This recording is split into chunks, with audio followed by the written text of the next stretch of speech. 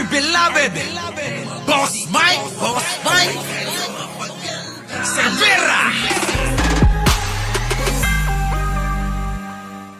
Malamang kinakabahan na ngayon si Digong, kinakabahan na si Bato, kinakabahan na si Bongo at iba pa na mga kasama nila sa mga kaso na to. Pasok! Nasa protective custody na raon ng International Criminal Court or ICC ang self-confessed hitman ng Davao Death Squad na si Edgardo Mato-Bato. Nako, yan na, nasa custody na ng ICC.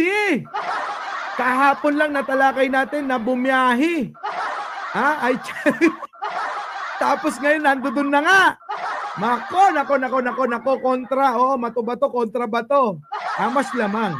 Kasi mayroong Mato. Si Bato wala. Di ba? Ngayon, mga kababayan. Boss Mike, di nila matanggap na lahat na sinabi mo ay pawang katotohanan. Nag-iiyak ka. Yun na nga eh. Di ba? Yun na nga. Ngayon, nandoon na. Nagkatotoo na. Nandoon na nga sa akala natin tumakas lang. Kasi natatakot kay Digong. Yung pala mga kababayan, dumiretso ng ICC si Mato-Bato. Yari ka na, Digong! Kaya mga kababayan, itong mga DDS, ulitin ko lang, desperado na sila. Ayon po yan kay dating Senadora Laila De Lima. Bukod sa kanya, may ilang testigo para ang posibleng na-access na rin ng ICC. Nasa frontline ng balitang yan si Maricel Halili. Matapos amining nakaalis na siya ng Pilipinas gamit ang passport na may ibang pangalan, may bagong impormasyon tungkol sa self-confessed hitman ng Davao Death Squad na si Edgardo Mato-Bato. Sa panayam sa programang Story Ko ng One News, isinawalat ni dating Senador Laila De Lima na nasa protective custody na ng International Criminal Court o ICC si Mato-Bato. Nako! Ano na mangyayari dito?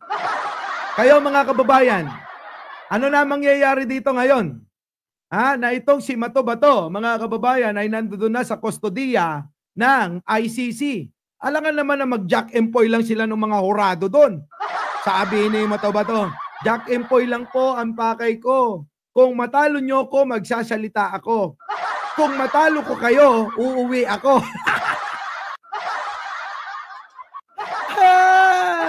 Nako, mga kababayan! Yari na.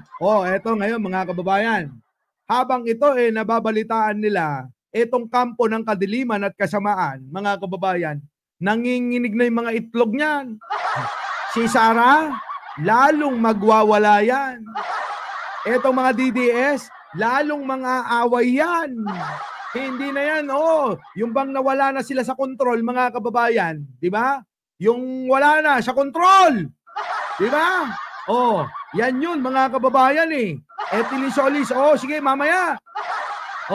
Ay, teka, kontakin mo, chat mo ko. May jacket dyan sa may Japan, marami yun. Di ba? Ganyan sila, nawala na sila sa kontrol. Para bang nung nandoon kayo sa away, hindi nyo na alam kung sino kalaban. Bahala na kung sino tamaan. Ganyan na nangyayari sa kanila eh. Kaya kahit Iglesia ni Cristo, kita nyo, binabanatan na nila eh. Di ba? Binabanatan na nila. Tuloy. Para ito sa ginagawang investigasyon sa madugong drug war nung Administrasyong Duterte. Nako! Duterte na naman! Kita nyo? Duterte na naman! Kasama rin daw dito ang isa pang self-confessed hitman na si Arturo Las Cañas. Eto masakit yan mga kababayan, itong dalawa na to. Dating tauhan ni Digunyo. Dating tauhan ng mga Duterte. Kaya mayroong mga personal knowledge ang mga yan na dapat napakinggan ng ICC, mga kababayan. Di ba? Papakinggan yan bakit? Ako ho yung inuutusan eh. Ako ho mismo yung bumibebeng-beng-beng-beng eh.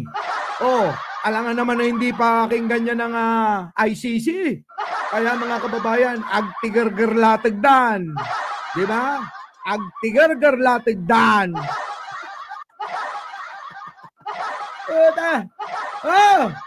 Nako! Duterte! Si Garma pa. Nako, si Garma pa. Ang dami. Sino pa? Si pa? Yung pulis. Na Berdugo, sabi nila. Grabe! Grabe! Mars Wishy, nagkita na ba tayo sa personal? Shoutout sa mga sa family o sino man yung family ng mga nakasabay ko sa airport pa uwi ng Pilipinas, mga kababayan, shoutout po sa inyo. Diba? Ito na. Pero hindi binanggit ni De Lima kung nasaang bansa si Matubato. Abay, syempre, hindi babanggitin yan. Tandaan nyo, maraming pera yung mga kampon ng kadiliman at kasamaan. Ay, biruin nyo, kayang-kaya nila na na maglabas ng sandamakmak na pera para manira ng kalaban nila sa politika. Kita nyo? Ay, naku, napakaraming nilalabas ng mga yan. Alam ko, na-access na rin siya ng ICC. And that both of them are Naku, na-access na daw siya ng ICC. Nako. under the protective custody of ICC. So, pasado sa ICC. Nako, pasado! Parang ganito lang yan. Ang ibig sabihin ni Laila de Lima. Pagka kayo, nagkaso, dadaan yan sa piskalya, mga kababayan. Ha? Dadaan sa piskalya. Nagkita tayo ni Jen. Nako, saan ba? Oo, di ba? Kita nyo ibibigay yung inyong reklamo sa piskalya. Tinanggap ng piskalya. Pumasa, diretso sa korte. Nako! Ibig sabihin nun, mga kababayan, 60-40 na lang kayo. 60 na kayo, masasampahan ng kaso at kayo, makukunbik. 40%, nako, yun na lang yung pag-asa ninyo. Kasamaang palad, kapag ka, marami pa yung mga nagsasabi na ginawa nyo yung krimen, nako, 1% na lang matitira. Sa Apa Hotel. Ikaw ba yan? Hoy! Ikaw, nasa iyo ba yung mga Nasa iyo ba yung mga jacket? Bigyan mo naman si Etilin Mars Wish. Bigyan mo ng jacket Bigyan mo ng jacket. Sino mga taga-Japan diyan, kontakin nyo si Mars Wishi. Eto, kontakin nyo. Etilin. Yan na nga. Nag-TikTok, Nako. Iba-iba naman kasi pangalan mo namit namin yan. Si Mars Wishi, napakabait. Biruin nyo. Binigyan kami ng Sabi ko, wag na. si Jan Angeles naman. Akin na. Kinuha ni Jan Angeles. Hindi na nahiya. Sabi ko, wag mong kukunin niya, binibigay. Grabe. Di ba? Sa Hong Kong. Ayan nyo. Ayan na. Etilin, kontakin mo na si Mars Wishi. Eto na. Pasok. Importante silang witnesses para sa kanila.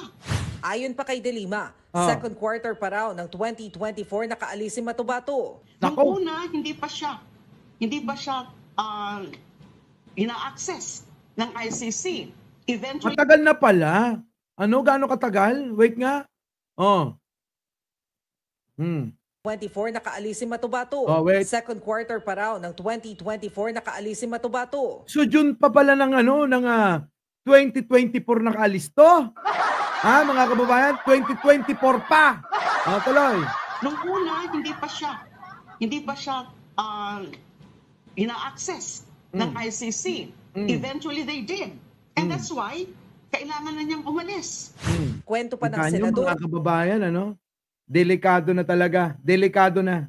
bukod kay Matubato, posibleng may access na rin ang ICC sa iba pang testigo para patibayin ang kaso kaugnay ng extrajudicial killings. Yan ang sinasabi ko, mga kababayan. Sa mga nangingi ng jacket, hingi kayo kay Arnold Lopez.